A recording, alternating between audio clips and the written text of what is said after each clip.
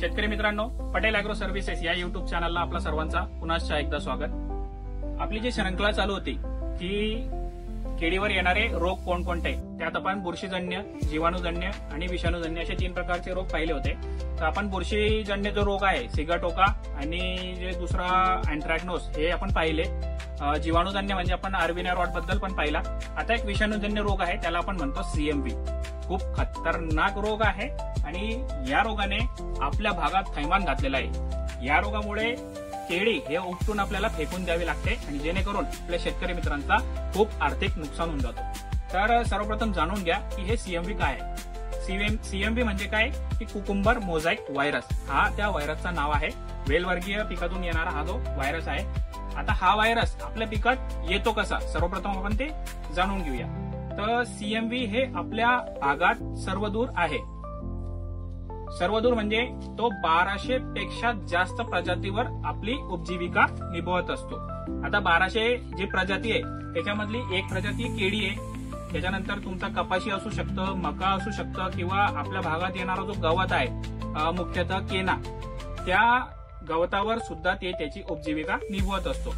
आता तो सीएमव्ही आपल्या भागात येतो कसा, सर्वप्रथम जाणून घ्या की हा सीएमव्ही तर आपल्या भागात आहे, पण त्याचा अटॅक आपल्या केळीवर कसा होतो की कोणत्याही रोगाला, कोणत्याही विषाणूला एक होस्ट प्लांट लागतो। होस्ट म्हणजे की त्याच्यावर त्याचा तो जीवन पूर्ण निभवणार आहे। तर हा केळी त्याचा होस्ट प्लांट आहे। त्याला माहिती आहे की मला केळीवर जाऊन खा नाही, पण तो येतो कसा की ज्या वेळेस मावा हा जो कीड असतो किंवा शोषण करणारा जो कीड असतो, जर फॉर एक्झाम्पल या केळीच्या झाडामध्ये किंवा या गवतामध्ये सीएमव्ही ऑलरेडी आहे, तो व्हायरस ऑलरेडी आहे, या ठिकाणी मावा बसतो, या ठिकाणी तो त्याची शोषण प्रक्रिया पूर्ण करतो। इथून शोषण केल्यानंतर त्याच्या सोंडला जो व्हायरस लागतो, मग तो इथून उडून आपल्या केळीच्या चांगल्या पानावर जाऊन बसतो। या ठिकाणी जाऊन बसला, मग या ठिकाणी तो शोषण करायला सुरुवात करतो।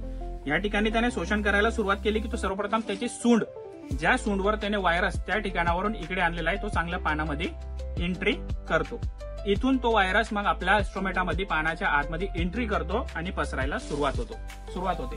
सर्वप्रथम त्याचे जे लक्षण आहे आपल्याला या ठिकाणी तुम्हाला दिसत असतील की हा जो सीएमव्ही ग्रसित झाड आहे, तुम्हाला लक्षणं दिसत असतील की हे येल्लो स्ट्राइप या पानावर म्हणजे पिवळे पट्टे या पानावर तुम्हाला दिसत आहे। तर हे सीएमव्हीचे लक्षण आहे। पान जास्त चोळाई करत नाही, पान तिथल्या तिथे असा तलवारीसारखा होऊन जातो आणि जास्त प्रमाणात हाईट घेत नाही।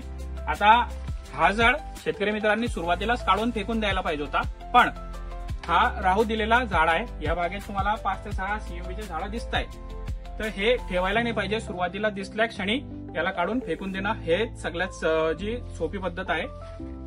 आता हा रोग आपल्याला येऊ द्यायचा नसेल, आपण त्याचे सिम्पटम्स तर पाहून घेतले, तर हा रोग येऊ द्यायचा नसेल तर आपल्याला काय करणं आहे की हा जो रोग पसरवणारा जो माध्यम आहे तो आहे मावा।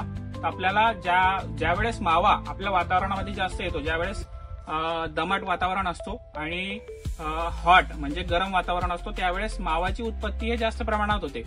आता तुम्ही पाहिलं असेल की सीएमव्हीचा जो जास्त प्रादुर्भाव आहे तो जुलै, ऑगस्ट आणि सप्टेंबर या महिन्यात सगळ्यात जास्त आपल्याला दिसायला मिळालेला आहे। का दिसायला मिळालेला आहे की या महिन्यात कपाशीवर किंवा अन्य आजूबाजूला लावलेले जे पिकं असतात त्याच्यावर माव्याचा अटॅक खूप जास्त प्रमाणात राहतो आणि तो मावा ऑलरेडी त्या ठिकाणी तो व्हायरस आहे, कपाशीवर असू शकतो, गवतावर असू शकतो, तो मावा तिथून शोषण करून आपल्या केळीच्या चांगल्या पिकावर येतो।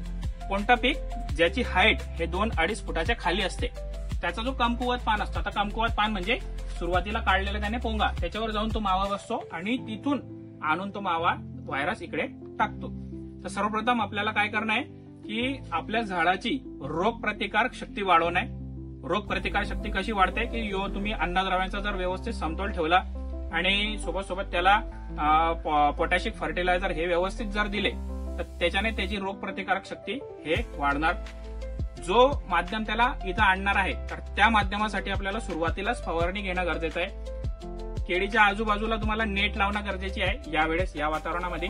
का की नेट जे लावली आपण 2-3-1 फुटापर्यंत नेट लावली, हा जो मावा आहे तो 2 ते 2.5 फुटापर्यंत उडतो, तर जेणेकरून त्याचा जो संसर्ग आहे एका ठिकाणावरून दुसऱ्या ठिकाणी येण्यात त्याला त्या ठिकाणी बाधा होते। सोबत आपण जर फवारणी व्यवस्थित घेतली माव्यासाठी, माव्याला मारण्यासाठी किंवा शोषण करणाऱ्या किडींसाठी आपण जर व्यवस्थित फवारणी घेतली तर हा जो रोग आहे तो पसरत नाही. म्हणजे त्याच्यात 90% ते 95% जी त्याची हे एका ठिकाणावरून दुसऱ्या ठिकाणी पसरायची पद्धत ते पूर्णपणे थांबून जाते. तर आपल्याला हे दोन माध्यमांना आपण जर व्यवस्थित कंट्रोल जर केला तर सीएमबी पासून आपण स्वतःचं संरक्षण करू शकतो, आपल्या पिकाचं संरक्षण करू शकतो. आता हे आपण प्रिव्हेंटिव्ह मेजर पाहून घेतली का, प्रिव्हेंटिव्ह काय करायचं. आता क्युरेटिव्ह मध्ये काय करायचं, म्हणजे जे आल्यानंतर किंवा आल्या अगोदर जे फवारणी असतात ते कोणती फवारणी घ्यायची. तर फवारणीमध्ये तुम्ही इमिडाक्लोप्रिड पहिली फवारणीमध्ये, त्याच्यासोबत प्रिव्ही कंपनीचा एक सेलिक्झोल ओसा येतं, ऑर्थोसेलिसिक ऍसिड, हे दोघं सोबत जर घेतले तर तुम्ही शोषण करणारे कीड आणि पानावर कोटिंग. आता सर्वप्रथम तुम्ही जाणून घ्या की हा जो मावा आहे सर्वप्रथम काय करतो, त्या व्हायरसला एंट्री करण्यासाठी पानामध्ये त्याची सोंड घालतो. तर ऑर्थोसेलिसिक ऍसिडची या ठिकाणी जर कोटिंग असेल, कारण ओसा ऑर्थोसेलिसिक ऍसिड काय करतो, त्याची जर फवारणी आपण पानावर घेतली तर पानावर अशी एक सिलिकाची लेअर तयार करतो, जेणेकरून कोणतेही फंगस म्हणजे बुरशी, जीवाणू आणि विषाणू त्याला तो एंट्री करण्यासाठी तिथं 90 ते 95% पर्यंत त्याची एंट्री होऊ देत नाही. तर जेणेकरून तो जो व्हायरस त्याने त्याच्या तोंडात आणलेला आहे, तो व्हायरसची त्या आपल्या पानाच्या मध्ये एंट्री केलं नाही तर हा रोग पसरणार नाही. हे आपल्याला त्याच्यातून एक निदर्शनात येतो. 2 नंबरला पलटून आपल्याला एक ऍसिडामिप्रिड आपण त्या ठिकाणी घेऊ शकतात किंवा फ्लोनिकामिड हे आपण घेऊ शकतात, जे की शोषण करणारे किडींना मारणारे घटक आहे ते आपण घेऊ शकतात. त्याच्या सोबत जर आपण ऑर्थोसेलिसिक ऍसिड हे कंटिन्यू वापरत राहिले तर पानावर सिलिकाची कोटिंग राहील, जेणेकरून तो व्हायरस आला बी त्याच्या तोंडात तो आपल्या पानामध्ये एंट्री होऊ देणार नाही. आणि झाडाचा जर आपल्याला रेजिस्टन्स वाढवायचा असेल तर त्याच्यासाठी रेजिस्टन्स वाढवण्यासाठी बुरशीजन्य किंवा जीवाणूजन्य किंवा विषाणूजन्य रोगांपासून जर आपल्याला त्याचा रेजिस्टन्स म्हणजे रोग प्रतिकार शक्ती वाढवायची आहे तर त्याच्यासाठी आपल्याला एक nutrified activated potassium salt of long chain polyphos हा जो एक घटक आहे जो प्रिव्हीचा न्यूट्रिफाईड मध्ये येतो, ते जर आपण खालून 500 ग्राम जर दिला तर निश्चितच तुमच्या केळीचा जो रोग प्रतिकार शक्ती आहे ते वाढेल. आणि असे जे बुरशीजन्य, जीवाणूजन्य आणि विषाणूजन्य रोग येतात त्याच्यापासून झाडाचा हा संरक्षण होईल. धन्यवाद.